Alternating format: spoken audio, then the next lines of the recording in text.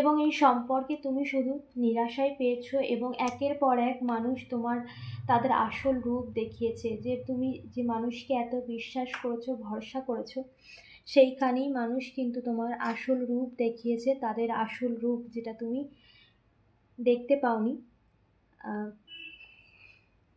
তো সেই জায়গায় কিন্তু তোমাকে ভীষণভাবে একটা বড় সত্যের মুখোমুখি হতে হয়েছে, এবং একের পর এক তোমার লাইফে তারাই ক্ষতি করতে চেয়েছে যাদেরকে তুমি বিশ্বাস করেছো।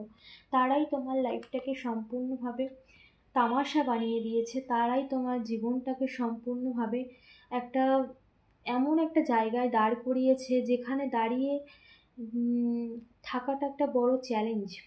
ঠিক আছে, এই সম্পর্কে তুমি প্রচুর এফর্ট লাগিয়েছো, সমস্ত কিছু ফেস করার পরেও এত চ্যালেঞ্জেস, এত কিছু ঝামেলা অশান্তি, এত ড্রামা, তোমার লাইফে সমস্ত কিছু তুমি ফেস করেছো, এবং ফেস করার পরেও তুমি কিন্তু স্টিকলি দাঁড়িয়েছিলে নিজের লক্ষ্যে।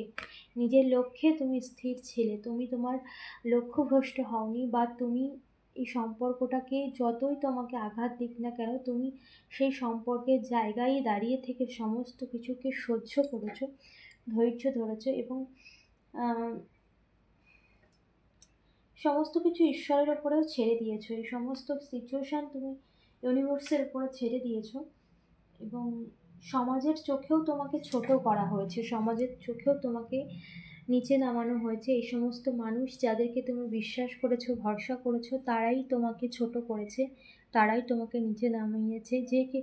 যেখানে তোমার ভালোবাসা তোমার পাশে থাকা উচিত, তোমার পার্টনার, তোমার ভালোবাসার মানুষ তোমার পাশে থাকা উচিত, সেই মানুষই শত্রুদের সাথে মিশে তোমার ক্ষতি করতে চেয়েছে। মানে মনে করো সে তোমার শত্রু হয়ে গেছিলো, এমন একটা সিচুয়েশানে তুমি পড়েছিলে। এবং কারোর ক্ষেত্রে সেই সিচুয়েশান তো এখনও তোমরা সাফার করছো, যারা এখনও নো কন্ট্যাক্ট সিচুয়েশানে রয়েছো। এবং এই সম্পর্কের ভবিষ্যৎ স্টেবিলিটি অবশ্যই আছে, এই সম্পর্কে তো এই স্টেবিলিটি আছে, কারণ এখানে ইউনিভার্স সবটা দেখেছে, এবং ইউনিভার্স সমস্ত কিছুর হিসাবও রেখেছে। যে বা যারা তোমার লাইফে ড্রামা ক্রিয়েট করতে চেয়েছে তাদেরকেও ইউনিভার্স অবশ্যই পানিশড করছে। সো দেখিনি, এটা দেখলাম তোমার লাইফে কী কী হলো, মানে হয়েছে প্রচুর নেগেটিভ সিচুয়েশান, যারা তোমার লাইফটাকে সম্পূর্ণ স্পয়েল করতে চেয়েছিল। দিনের রাতের ঘুম ছিল না তোমার জীবনে, একটা ডার্ক নাইট তুমি ফেস করেছো, এত কিছু তুমি তোমার লাইফে তোমার রিলেশনশিপের ক্ষেত্রে ফেস করেছো। এবং এই সমস্ত সম্পর্ক যা তুমি খুব যত্ন করে সাজিয়েছিলে, সমস্ত কিছুকে কেউ সম্পূর্ণভাবে দাবিয়ে দিয়েছে, নষ্ট করে দিয়েছে। সো চলো এবার দেখে নিই এর ভবিষ্যৎ। এত কিছু তো তুমি সাফার করেছো, এবার ভবিষ্যৎ দেখব কি আছে তোমার সম্পর্কের। এই যে সম্পর্কে তুমি এত এফোর্ট লাগিয়েছো কন্টিনিউ, তারপরেও তুমি কি পেতে চলেছো এই সম্পর্কে। প্লিজ ডিভাইন এনার্জি গাইড করো, এই সম্পর্কে আমার ভিউয়ার্স কি পেতে চলেছে, এত সাফার করার পরে কি পেতে চলেছে, কি পেতে চলেছে এই সম্পর্কে আমার ভিউয়ার্স, কি পেতে চলেছে। Please my dear divine Angel, my dear assistant, please divine energy guide করো, কি পেতে চলেছে এই সম্পর্কে, এই সম্পর্কে কি পেতে চলেছে, এই সম্পর্কে কি পেতে চলেছে। প্লিজ ডিভাইন এনার্জি গাইড করো। ওকে, এটা পপ আপ হয়েছে, সো এটা নিলাম।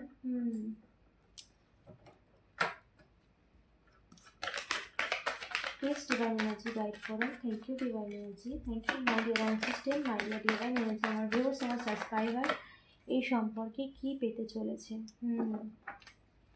এই সম্পর্কে কি পেতে চলেছে। Please divine energy, my dear assistant. Okay, the lovers,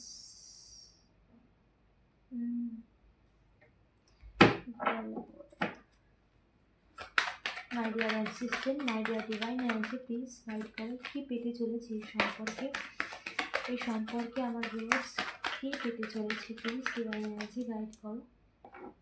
okay okay okay, দেখো the bottom of the deck, the date. Okay, oh my god, দুটো কনফার্মেশন। দেখো এই সম্পর্কে তুমি লাভ লাইফের ক্ষেত্রে, রিলেশনশিপের ক্ষেত্রে রিলেশনশিপে কিন্তু তুমি ভীষণ একটা ধোঁকা পেয়েছো তোমার লাইফে, এবং সে যে এগুলো করেছে না, সে তোমার পরিবারেরই বা পরিবারের লোক থেকেই করেছে, কিংবা তোমার ক্লোজ কেউ থেকেই তোমাদের সম্পর্কটাকে, তোমাদের দুজনের মধ্যে দূরত্ব সৃষ্টি করেছে।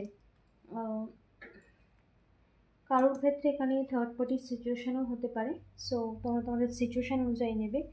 তো কিছু মানুষের ইন্টারফেয়ারের জন্যই তোমাদের সম্পর্কটা নষ্ট হয়েছে, এবং সেখানেই দূরত্ব সৃষ্টি হয়েছে। যে সম্পর্ক ঈশ্বরের আশীর্বাদে, যে সম্পর্ক তোমরা এক হয়েছিলে, সেই সম্পর্কে কেউ কুদৃষ্টি দিয়ে তোমাদের সম্পর্কটাকে নষ্ট করতে চেয়েছে। কিন্তু তুমি এত ধৈর্য ধরে এত কিছু সাফার করার পরে তুমি কি পেতে চলেছ? কুইন অফ কাপ, সমস্ত কিছু ফেরত পেতে চলেছ, এবং সুদ সমেত। তোমার ধৈর্য বিফলে যায়নি। তুমি এত সাফার করার পর তোমার ভবিষ্যৎ কি হতে চলেছে, এই সমস্ত সিচুয়েশান যা রিভার্সে এসেছে, এই সমস্ত কিছু, যে সম্পর্ক তোমার পুরো নষ্ট হয়ে গেছে, সেইগুলোর যে সমস্ত খারাপ সিচুয়েশান তোমার লাইফে ছিল, তোমার রিলেশনশিপের ক্ষেত্রে সব কিছু শেষ হয়েছে। সমস্ত কিছুর সমস্যার সমাধান করছে ইউনিভার্স। সমস্ত কিছু, দ্য ডেথ, এই সমস্ত কিছু শেষ।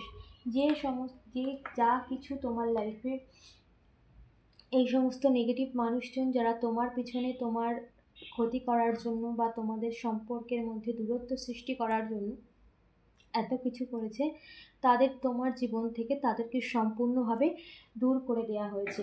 এবং তোমার লাইফে যত রকম নেগেটিভ সিচুয়েশান ছিল, যত রকম যা কিছু ছিল, সবটাই কিন্তু শেষ করা হয়েছে। এবং তুমি কি পাচ্ছ? তুমি তোমার লাইফে এত সাফার করার পরে এত ধৈর্য ধরেছো, সো সেখানেই তুমি পাচ্ছ। দেখো, এখানে কিন্তু তোমার রিলেশনশিপে অবশ্যই একটা পরিপূর্ণতা আসছে। রিলেশনশিপের ক্ষেত্রে অবশ্যই একটা বড় মেজর শিফট আসতে চলেছে, যেখানে তোমার রিলেশনশিপ পুরোপুরি ব্যালেন্স হয়ে যাবে। তোমার রিলেশনশিপে একটা, শুধু রিলেশনশিপ নয়, তোমার কেরিয়ারের ক্ষেত্রেও তুমি যে প্রচুর আর্থিকভাবে সাফার করেছো, যেখানেই তুমি এত এফোর্ট লাগিয়ে ধৈর্য ধরে সমস্ত নিজের কাজ করে গেছো, সেখানেই এবার সময় পরিবর্তন হয়েছে।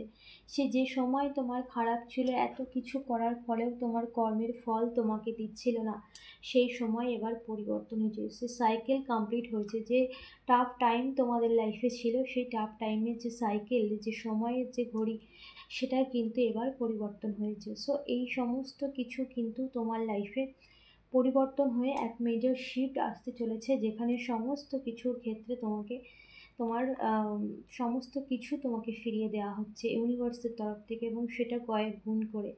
যে আর্থিক স্টেবিলিটি বলো এবং রিলেশনশিপের ক্ষেত্রে বলো, তোমার রিলেশনশিপে কিন্তু একটা বড় মেজর শিফট আসতে চলেছে।